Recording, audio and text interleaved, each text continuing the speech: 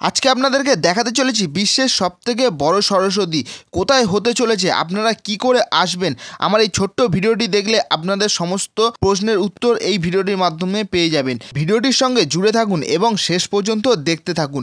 আজকে আপনাদেরকে আমি জানাবো বাটানগরের 111 ফুটের সরস্বতী প্রতিমার কাজ কতদূর এগোলো, কিংবা সাধারণ মানুষের জন্য এই পুজো প্যান্ডেলটা কবে থেকে ওপেনিং করা হবে। হ্যালো ফ্রেন্ডস, প্রতিবার মতো নতুন একটা ভিডিও নিয়ে আমি হাজির। আজকে আপনাদেরকে দেখাতে চলে এসেছি বিশ্বের সবথেকে বড় সরস্বতী। তো আমার এই চ্যানেলের মাধ্যমে আপনারা দেখেছেন বিশ্বের সবথেকে বড় দুর্গা, বিশ্বের সবথেকে বড় কালী। আজকে আপনাদের দেখাবো বিশ্বের সবথেকে বড় সরস্বতী। তাই আজকে আমি চলে এসেছিলাম সকাল সকাল লুঙ্গি স্টেশনে। আমার পিছনে দেখাবো, একবার দেখতে পাচ্ছেন। আর আমি এখন দাঁড়িয়ে রয়েছি লুঙ্গি স্টেশনে। তাই ভিডিওটা স্কিপ না করে সম্পূর্ণ ভিডিওটি দেখুন। আমার চ্যানেল যদি নতুন হয়ে থাকেন চ্যানেলটিকে লাইক শেয়ার সাবস্ক্রাইব করতে ভুলবেন না। আপনার একটা লাইক পরবর্তী ভিডিও বানাতে অনেক বেশি মোটিভেট করে। তাই চলো আর বেশি কথা না বাড়িয়ে আজকে আপনাদের দেখাই বিশ্বের সবথেকে বড় সরস্বতী। আমি এখন লুঙ্গি স্টেশনের একদম শিয়ালদার দিকের মাথায় দাঁড়িয়ে আছি। এই দিকটায় চলে গেল শিয়ালদার দিকে, আর এই দিকটা চলে যাচ্ছে বজবজের দিকে। আর এই মিডিলে যে এটা দেখতে পাচ্ছেন রেল গেটটা, আমি এখন এই সামনের দিকে একটু আগিয়ে যাব, তারপর দেখাবো কোথা দিয়ে যাব। এখনই আপনাদেরকে দেখালাম এই রেল গেটটা। রেল গেটটার থেকে একটুখানি এসে ডান সাইডের এই রোডটার দিকে আমরা সোজা আগিয়ে যাব। আমি যে রোডটা দিয়ে হেঁটে যাচ্ছি তার ঠিক পাশে রয়েছে রেল লাইন। রেল লাইনের তারটাও দেখা গেল। আর এই সামনে রয়েছে একটা বড় টাওয়ার, এটা কিন্তু আপনারা ল্যান্ডমার্ক হিসাবে ধরতে পারেন। আর তার সামনেই রয়েছে একটা মন্দির। আপনারা কিন্তু এখানে যাওয়ার জন্য টোটোও করে যেতে পারেন। তো টোটোটা দেখতে পাচ্ছেন সামনে দিয়ে গেল, তো আমি টোটো করলাম না, সামনের দিকে এখন আমি সোজা হেঁটে যাব। আর এই কর্নারটা ঘুরে আরেকটুখানি সোজা হাঁটলেই তারপর আপনাদেরকে দেখাচ্ছি। ওই যে ওই দূরের টাওয়ারটা দেখা যাচ্ছে। আর আমরা এখন আসলাম এই রোডটা ধরে। এই রোডটা ধরে আসার পর আপনারা একটা বড় 4 রাস্তার মোড় দেখতে পাবেন। তো 4 রাস্তার মোড় থেকে ডান সাইডে ঘুরলেই আপনারা দেখতে পাবেন বড় সাইজের একটা গেট বানানো হচ্ছে রাস্তার উপরে এই পুজোটার জন্য। আর ওই দূরে দেখা যাচ্ছে, একবার ভালো করে দেখাবো আপনাদের সামনে গিয়ে, ওই দূরে প্যান্ডেলটা দেখা যাচ্ছে। চলুন একবার সামনে দিয়ে গিয়ে আপনাদেরকে একবার জুম করে দেখাবো যে প্যান্ডেলের কাজ কত দূর হচ্ছে। আপনারা এই জায়গাটাতে আসলেই মোটামুটি আপনারা প্যান্ডেলটা আপনাদের চোখে পড়ে যাবে। চলুন একবার সামনে দিয়ে দেখাই।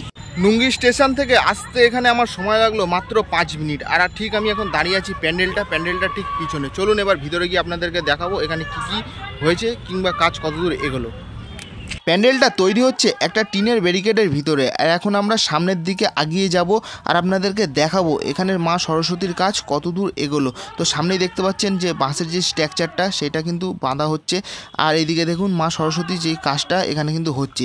ঠাকুরের কাজটা প্রায় কমপ্লিট হয়ে এসেছে, শুধু থার্মোকলের কাজটা বাকি রয়েছে। আর এই স্ট্রাকচারটা দেখুন কতটা হাইট বানাচ্ছে, কারণ এই ঠাকুরটা হতে চলেছে 111 ফুটের। তো এই 111 ফুটের হতে চলেছে আমি কি করে জানলাম সেটাও একবার আপনাদেরকে জানিয়ে রাখি। এখানে দেখুন লেখাই রয়েছে, মায়ের কাছে মাথা নিচু, বাটানগরের সরস্বতী সবার উঁচু, সত্যি 111 ফুটের প্রতিমা। তো এটা আপনারা দেখলেই বুঝতে পারছেন যে এই যে প্রতিমাটা হতে চলেছে এটা 111 ফুটের প্রতিমা হতে চলেছে। আর এই ঠাকুরটা একবার আপনাদেরকে সামনের দিক দিয়ে দেখাবো। এইটা হচ্ছে কিন্তু মায়ের মূর্তিটা, মায়ের মুখটা, এবং এইগুলো হচ্ছে মায়ের হাতগুলো দেখুন, একটা হাত কি বিশাল আকৃতির হাত। তো আরও আমি সামনের দিকে আপনাদেরকে একবার নিয়ে গিয়ে দেখাবো। এই দিকটা দেখুন যে কাপড়ের যে কাজটা আছে সেটা কিন্তু ফোমের কাজ দিয়ে হয়েছে। এগুলো কিন্তু প্রায় কমপ্লিট হয়ে রয়েছে, যেটা আপনারা দেখলে বুঝতে পারবেন। এগুলো কিন্তু ফোমের সব ডিজাইনগুলো কাটিং করে করে এখানে ফোমের এগুলো লাগানো হয়েছে। আর এই সামনের দিকে এই পায়ের কাজটা এখন একটু বাকি রয়েছে, কাপড়ের কুঁচির কাজটা একটু বাকি রয়েছে। আর ঠাকুরটাকে একবার দেখাবো যে প্রতিমাটা কতটা লম্বা এবং দেখুন এবং কতটা হাইট রয়েছে। তো এই প্রতিমার উপরে উঠে কিন্তু শিল্পীরা কাজ করছে, যেটা দেখা যাচ্ছে। আর এই সামনে রয়েছে কি বিশাল আকৃতির একটা হাঁস। এটা কিন্তু হাঁসের গলাটা যেটা রয়েছে, আর এটা হচ্ছে হাঁসের শরীরটা।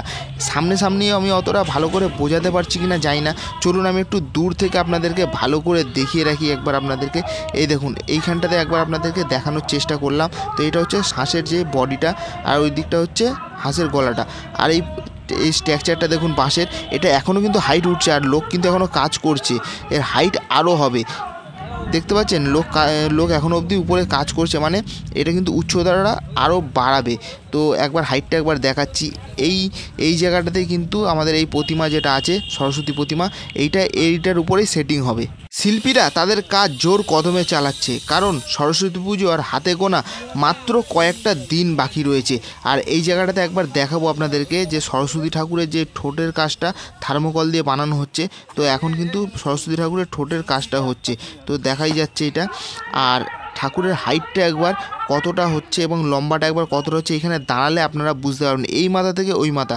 আর এইটা যেটা দেখাবো এটা হচ্ছে কিন্তু ঠাকুরের হাতে যে বিনাটা থাকবে সেই বিনাটার হাইটটা এবং লম্বাটা দেখুন কতটা লম্বা, আর হাইটটা দেখুন এখানে কতটা হাইট রয়েছে, প্রায় 2 মানুষের সমান কিন্তু হাইট রয়েছে। আর এখানে কিছু বাঁশ রাখা রয়েছে, এই বাঁশগুলোর উপরে যে স্ট্রাকচারটা হচ্ছে তার উপরে তোলার জন্য, আর স্ট্রাকচারটার নিচেই আমি এখন দাঁড়িয়ে আছি। এবার আপনাদেরকে দেখাচ্ছি মূল প্যান্ডেল অর্থাৎ যেখানে আসল সরস্বতী ঠাকুরটাকে পুজো করা হবে। তো এইটার মধ্যেই দেখতে পাচ্ছেন যে সরস্বতী ঠাকুরটাকে পুজো করা হবে, আর এর ভিতরটা পুরোটাই রয়েছে চটের কাজ। তো চট দিয়ে কিন্তু এই প্যান্ডেলটা করা হয়েছে। এখন আপনাদেরকে দেখাতে চলেছি প্যান্ডেলের ঠিক পাশেই যেখানে থার্মোকলের কাটিং করে যে ঠাকুরের আঙুল থেকে শুরু করে হাতের আঙুল এবং পায়ের আঙুল এইগুলো তৈরি করা হচ্ছে। আর হাতের আঙুলগুলো দেখুন একটা কি বড়। শিল্পীদের পাশেই রাখা রয়েছে একটা ঠাকুর, একবার আপনাদেরকে জুম করে দেখাবো। এইটা হচ্ছে কিন্তু ঠাকুরের ডেমোটা। তো এই ঠাকুরটা দেখেই যে বাইরে যে বড় যেই 111 ফুটের ঠাকুর যেটা তৈরি করা হচ্ছে, এই ঠাকুরটাকে দেখেই কিন্তু এই বাইরে যে বড় ঠাকুরটা আছে এইটাকে তৈরি করা হচ্ছে। একটু আগে আমি বলছিলাম যে ঠাকুরের যে কাপড়ের কুঁচিটা আছে তার কাজটা একটু বাকি রয়েছে, তারই কাজটা শুরু করে দিয়েছে এখন শিল্পীরা। আর একবার উপর থেকে দেখাবো যে মা সরস্বতীটাকে কেমন দেখতে লাগছে। আমি এখন আছি মা সরস্বতী ঠাকুরের একদম পায়ের দিকে, আর মাথার দিকটা একটু ডাউন আছে বলে অতটা ভালো মাথাটা দেখা যাচ্ছে না। আর একবার আমি দেখাবো একটু পায়ের দিকটা। তো এইটা হচ্ছে কিন্তু ঠাকুরের যে পায়ের কুঁচিটা এতক্ষণ ধরে আপনাদের দেখাচ্ছিলাম। তো এখন আমি ঠিক ওই জায়গাটাতেই আছি। তো এখন আমরা পুজো কমিটি যে দাদা ওনার সঙ্গে একটু কথা বলে নেবো, আর এই পুজোটা কবে থেকে স্টার্টিং হবে কিংবা ঠাকুরটা সাধারণ মানুষের জন্য কবে থেকে দেখা যাবে, তো দাদার মুখ দিয়ে একটু শুনে নেবো। দাদা পুজো সম্বন্ধে যদি কিছু একটু বলো। পুজোটা হচ্ছে 111 পুজো, সরস্বতী পুজো ক্রিয়েশন আর বাটানো স্কোয়াড দুটো ক্লাবে সম্মিলিত হচ্ছে। পুজোটা 1 তারিখ ওপেনিং হয়ে যাবে, 1 তারিখ ইনোগ্রেশন হয়ে যাবে, তারপর থেকে সবাই দেখতে পাবে।